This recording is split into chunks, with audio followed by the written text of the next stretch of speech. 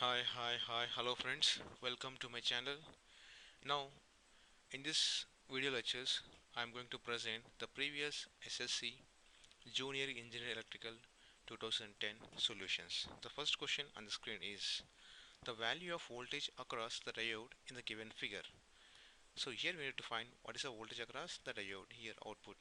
Normally, if you observe here, the diode is in which case, which bias condition? Is it forward bias or reverse bias? Yes, of course it is in reverse bias condition. So plus minus 8 volts here, and here we have resistance. I will combine these two resistance as a series resistances. So 2R is a resistance, and here we have the diode is in open circuit. Why? Because so positive is connected to cathode and negative is connected to anode. So reverse bias condition. So here we need to find what is the voltage across diode cell VD here. If you apply KVL or directly you can find the VD is nothing but how much it is? It is 8 volts. So answer is C. So now next question. The temperature coefficient of an intrinsic semiconductor is. So remember that the temperature coefficient of resistance is always negative for semiconductors and insulators. So the answer is negative here. Next question here is a 4-pole 1200 rpm DC lap wound generator has 1520 conductors. If the flux per pole is 0.01 webers, the EMF generated is. So EMF generated EG is nothing but phi ZNP by 60A.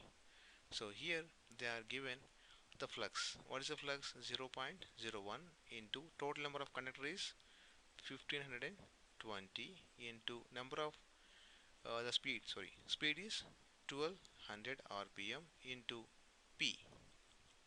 So P is nothing but 4 poles divided by the number of parallel paths in a lap winding is nothing but 4. So in a lap winding, the number of parallel paths is equal to number of poles. So this is the condition to be remembered here. So by substituting this equation, you may get this one as 304 volts. The answer is 304 volts here. The next question here is, in a three-phase induction motor, starting torque will be maximum when? So at starting, slip is 1. So when the slip is 1, slip is nothing but R2 by X2. That implies, so R2 is nothing but X2 is a condition where we'll get the maximum starting torque. So answer is B here. The next question here on the screen is the ratio of resistances of 100 watts 220 volts lamp to that of 100 watts 110 volts lamp will be. So here I need to find R1 by R2. So R1 by R2 is question mark. So normally we'll get the formula R1 is equal to V square by P. So that implies, so we can write V1 square by P1, and R2 is equal to V2 square by P2. Now what is the R1 square here? So R1 square is nothing but V1 square is nothing but 220 whole square by P1 is 100, R2 is nothing but 110 whole square by 100. So R1 by R2 is nothing but 220 into 220 divided by 110 into 110. So that is equal to 101 ja 2 1 2 is nothing but 4.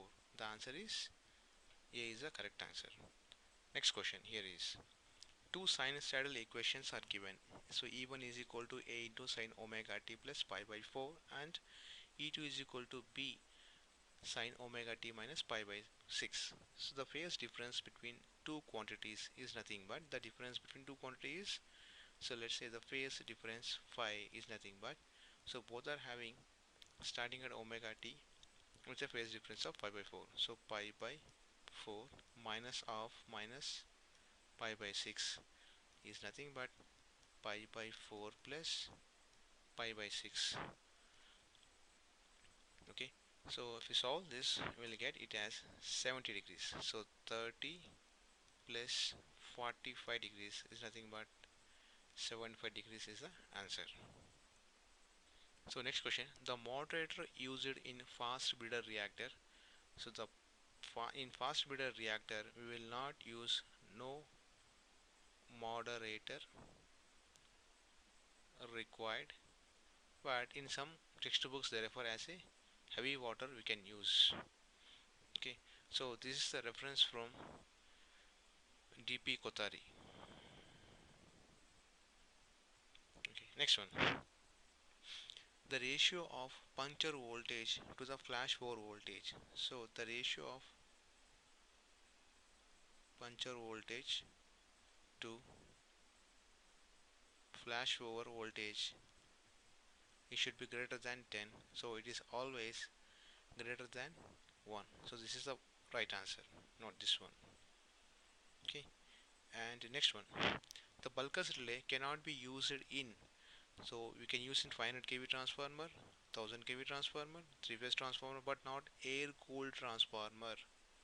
Why? Because bulkers relay is going to anticipate the fault. So when the winding of the transformer are heated up, so it will heat the oil. So once it will heat the oil, the heat will heat dissipated in the oil will causes bubbles.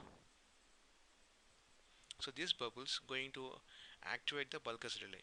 So in air cooled transformer, so there will not be much more heat dissipated, so that it cannot be used in air cooled transformers. The next one, the last question in this session is, then ammeter is obtained by shunting a 30 ohm galvanometer. So let's say, so this is having a resistance of 30 ohm galvanometer with a 30 ohm resistance. 30 ohm resistance here. What will be the additional shunt will be given to double its range?